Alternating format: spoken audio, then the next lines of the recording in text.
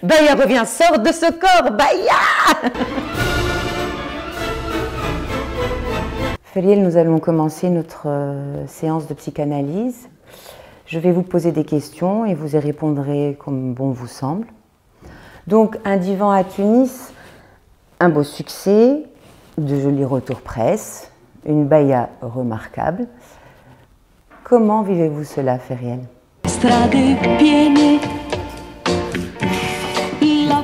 Le succès du film, je suis en train de vivre un rêve qui se réalise dans le sens où j'ai toujours rêvé d'être comédienne. Et là, c'est une des consécrations pour une comédienne. Participer à un film à l'international pour une comédienne tunisienne, un film qui a beaucoup de succès, qui au bout d'un mois a dépassé la barre des 300 000 spectateurs, c'est tout simplement vivre un rêve. Et Baya, c'est un personnage charismatique, haut en couleur, comme il était écrit dans le scénario, un personnage d'Almodovar. Donc là, Manel Labid, la réalisatrice, m'a offert un terrain de jeu sans bornes, sans limite. Comment prenez-vous le fait que le film, bien que salué par la majorité en Tunisie, en France et un peu partout dans le monde, subisse quand même des critiques sur les clichés? Déjà qu'il y ait des critiques à propos du film, c'est que les gens sont allés le voir. J'espère pour eux, parce que critiquer sans aller voir le film, c'est un peu idiot, à mon sens. Puis c'est un peu suivre le mouvement instauré par d'autres.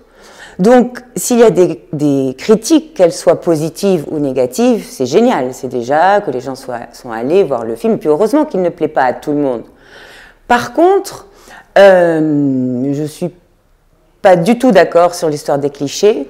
Bon, ça peut être complètement un cliché que d'être comme ça à boire son café. Mais moi, tous les matins, je bois mon café comme ça chez moi et c'est absolument pas un cliché. Non, plus sérieusement, je pense que tout ce qui a été abordé dans le film par Manel, c'est des situations qu'on vit vraiment au quotidien en Tunisie. La semaine dernière, je suis allée à la banque en bas de chez moi. La dame était en pause déjeuner et elle mangeait son sandwich sur son bureau.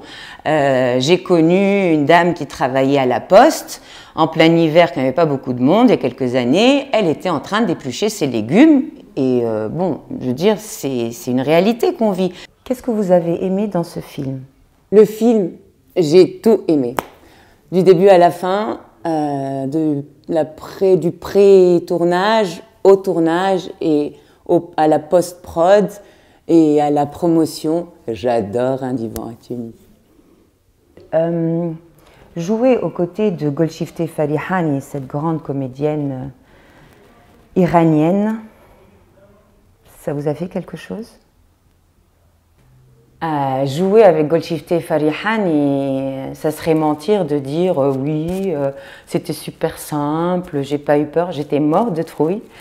La première fois que je l'ai vue, on a fait une lecture de quelques séquences parce que dans ce film, principalement, toutes mes séquences sont avec Golshifteh et notamment la séquence importante où elle déclare à Baya qu'elle veut faire une annonce dans son salon. Je ne spoilie pas le film vu que c'est un extrait qui est sur Internet. Donc on a fait une première lecture et je pense qu'aussi c'est Golshifteh qui se disait je veux les voir parce que je ne sais pas quel niveau ils ont en tout cas. Travailler avec elle, ça a été une grande école parce que c'est une comédienne d'une générosité incommensurable. C'est une comédienne qui met à l'aise les autres comédiens avec qui elle travaille, ses collègues. C'est une comédienne sérieuse, discrète, et ça a été l'observer lors de son travail sur le plateau, ça a été d'une grande école pour moi. Donc j'ai adoré travailler avec Golshifteh Farihani, que je salue.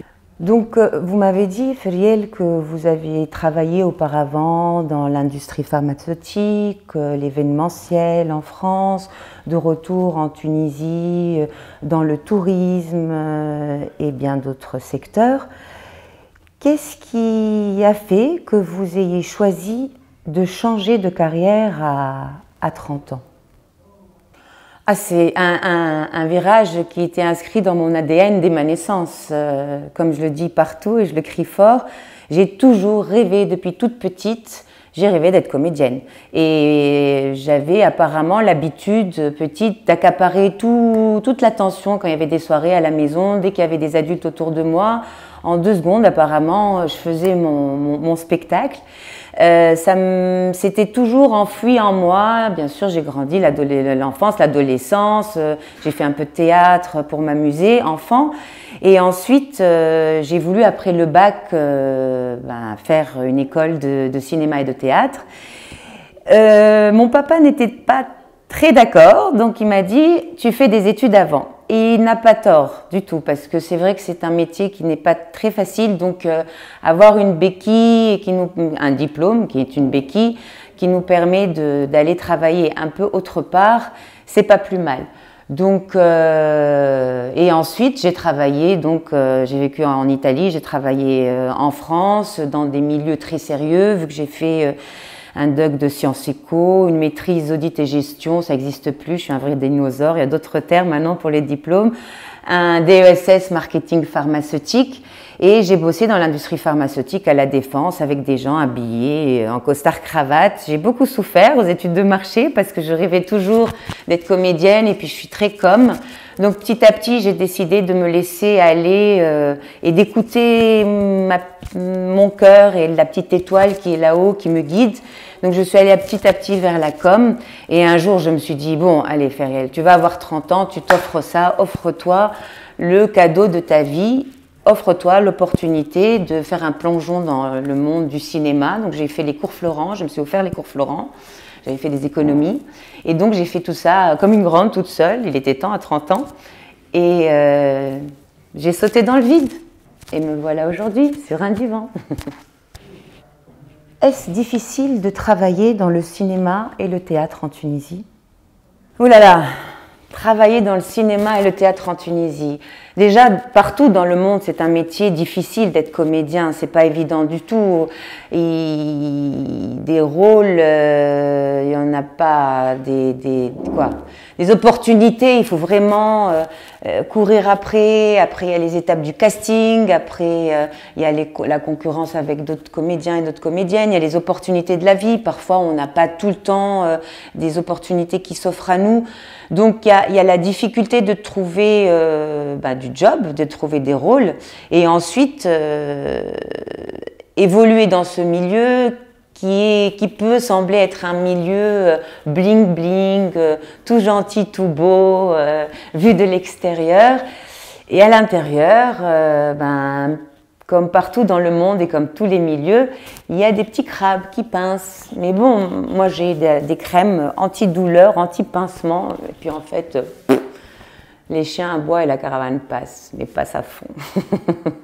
Et aussi, ce qui est très très difficile dans ce métier, c'est que parfois, par exemple, on prend l'exemple concret. Là, j'ai un film, je suis dans un film qui a un grand succès, qu'on a tourné il y a pratiquement 2 ans maintenant, avec une post-prod l'année dernière. Donc, entre le moment où le film sort et le moment où le film est tourné, pardon, et le film sort, parfois il y a quelques mois, parfois il peut y avoir quelques années. Et entre-temps, il peut y avoir le vide, mais le vide sans rien, le wélou aérien. Et pour finir notre séance, Feriel, est-ce que vous avez des rêves secrets? Donc, je rêve de faire le tour du monde, comme beaucoup, mais à la voile, en bateau, parce que je navigue. J'ai déjà fait des traversées. Mais là, j'aimerais bien faire de belles grosses traversées. D'ailleurs, c'est ce que je disais l'autre jour, j'ai un rêve secret, c'est d'avoir des rôles comme le rôle de Florence Artaud. Donc là, ce serait génial. Être en mer, faire le tour du monde, mais avec une caméra à bord, ce serait top. Sinon, des rêves, des rêves, des rêves. Ah, j'en ai plein des rêves. Et j'espère qu'ils se réaliseront comme le rêve de devenir comédienne. Mais le rêve, le souhait le plus profond, la chose la plus importante, ça va être un cliché, hein, un cliché, vu qu'on parle de cliché pour un divan à Tunis, c'est être en bonne santé, figurez-vous. Quand je me réveille le matin, je me dis, merci l'univers, merci mon Dieu, j'ai 2 mains, j'ai 2 yeux, j'ai 2 oreilles, j'ai 2 pieds, je suis en bonne santé, et ça c'est le plus important. Et le reste suit, et le fric, on s'en fout un peu. Bon, c'est pas mal d'avoir de quoi manger, hein, on est d'accord.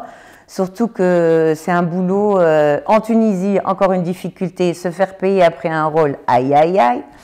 Donc, et d'ailleurs, il y en a qui m'ont pas du tout payé. Je vais pas dire leur nom là, mais je vais aller. Non, mais franchement, voilà.